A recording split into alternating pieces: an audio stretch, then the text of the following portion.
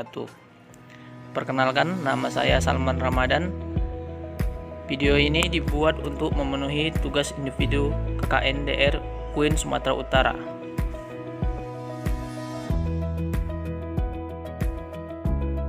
Sebelumnya, saya ingin berterima kasih banyak kepada dosen pembimbing lapangan saya, Bapak Yani Lubis, SAG, MU.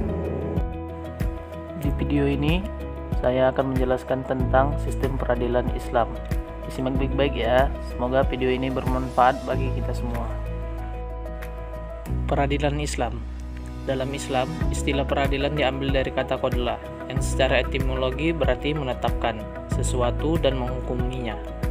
Sedangkan qadla menurut istilah adalah memutuskan perselisihan yang terjadi pada dua orang yang berselisih atau lebih dengan hukuman Allah Subhanahu wa Ta'ala. Dasar hukum Islam sendiri berasal dari Al-Quran dan hadis. Asas-asas dalam peradilan Islam. Pertama, mendengarkan pernyataan dari pihak yang berselisih. Umat Islam harus memiliki sebuah pengadilan Islam di mana kedua pihak duduk bersama dan bahwa seorang hakim harus mendengar keduanya. Yang kedua, melibatkan majelis hakim. Dalam peradilan Islam, hanya ada satu hakim ketua yang bertanggung jawab terhadap berbagai kasus pengadilan. Dia memiliki otoritas untuk menjatuhkan keputusan berdasarkan Al-Quran dan Sunnah. Sedangkan keputusan-keputusan hakim anggota lainnya hanya bersifat menyarankan atau membantu apabila diperlukan. Dalam peradilan Islam, ada 3 jenis hakim. Yang pertama itu qadli am. Hakim yang bertanggung jawab untuk menyelesaikan perselisihan di tengah-tengah masyarakat, misalnya masalah sehari-hari yang terjadi di darat, tabrakan mobil, kecelakaan, dan lain sebagainya. Yang kedua itu qadli mustasib. Hakim yang bertanggung jawab menyelesaikan perselisihan yang timbul di antara umat dan beberapa orang yang mengganggu masyarakat luas, misalnya berteriak di jalanan, mencuri di pasar, dan lain sebagainya. Yang ketiga itu qadli majhalim, yaitu hakim yang mengurusi permasalahan antara masyarakat dengan pejabat negara. Bahkan ia dapat memecat para penguasa atau pegawai pemerintah termasuk khalifah. Asas selanjutnya itu yang ketiga, mendengarkan pengacara. Islam tidak membiarkan orang menyerahkan sesuatu urusan kepada orang yang bukan ahlinya. Bahkan Islam mengancam bahwa akan datang kehancuran apabila suatu urusan telah diserahkan kepada orang yang bukan ahlinya, apalagi kaitannya dengan masalah keadilan dan hukum.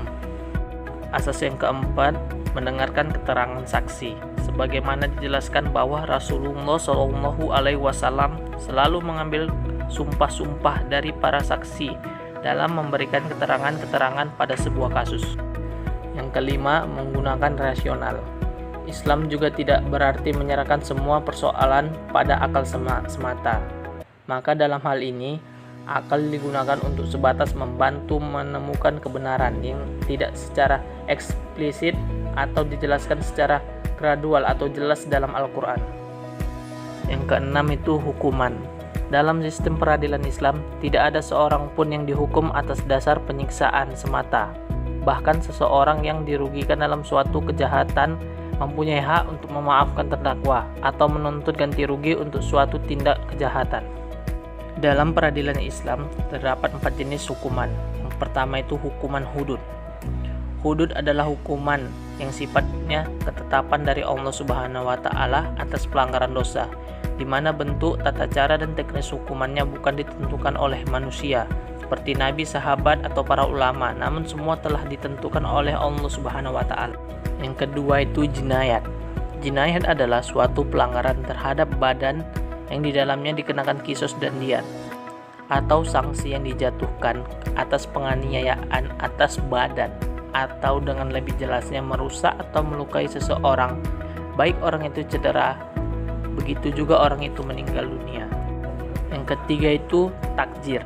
Hukuman takzir adalah hukuman yang belum ditetapkan oleh syariah, melainkan diserahkan kepada hakim, baik penentuannya maupun pelaksanaannya dan ketertiban bersama.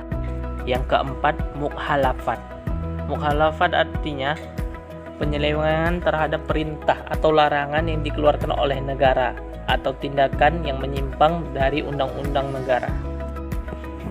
Nah, dalam peradilan Islam tidak hanya menetapkan hukuman antara manusia dengan manusia lainnya, tetapi juga menetapkan segala sesuatu menurut hukum Islam. Dengan kata lain, bahwa peradilan Islam tidak hanya menyangkut pada perkara perselisihan yang bersifat perdata saja, tetapi juga menyangkut hal-hal dengan bersifat dana dan kenegaraan. Sekian video dari saya, semoga bermanfaat bagi kita semua. Assalamualaikum warahmatullahi wabarakatuh.